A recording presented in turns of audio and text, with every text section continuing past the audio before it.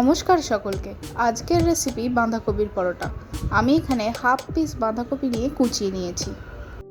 এখানে 1 কাপ আটা এবং 2 কাপ ময়দা নিলাম এবং তাতে স্বাদ মতো লবণ ও সাদা তেল ময়ান হিসাবে অ্যাড করলাম। তারপর ভালো করে মিশ্রণটিকে মিশিয়ে নিয়েছি এবং জল দিয়ে একটি ডো তৈরি করেছি। এবার সেই ডোটিকে খানিকক্ষণ চাপা দিয়ে রাখলাম। এদিকে বাঁধাকপির পুরটি তৈরি করার জন্য আমাদের কড়াইতে একটু সাদা তেল দিয়ে বাঁধাকপিগুলো দিয়ে দেব। পরিমাণ মতো লবণ, হলুদ গুঁড়ো, লঙ্কা গুঁড়ো এবং জিরে গুঁড়ো অ্যাড করে হালকা আঁচে নাড়া দেব এবং তাতে কুচিয়ে রাখা কাঁচা লঙ্কা ও ধনেপাতা অ্যাড করব। বাঁধাকপিটি সিদ্ধ হয়ে গেলে তাতে ভাজা মশলা ও হালকা চিনি দিয়ে নামিয়ে নিতে হবে।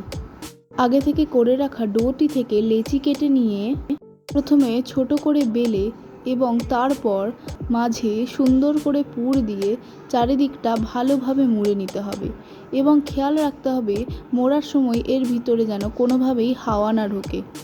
তারপর পরপর পরোটাগুলিকে বেলে নেব।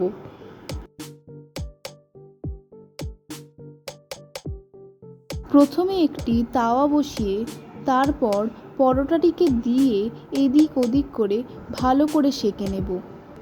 তারপর এর মধ্যে তেল ছড়িয়ে ভালো করে এদিক ওদিক করে লাল লাল করে ভেজে নামিয়ে নিতে হবে এবং তারপর প্রত্যেকটি পরোটাকে এইভাবে ভেজে নামিয়ে নিলেই রেডি হয়ে যাবে আমাদের বাঁধাকপির পরোটা।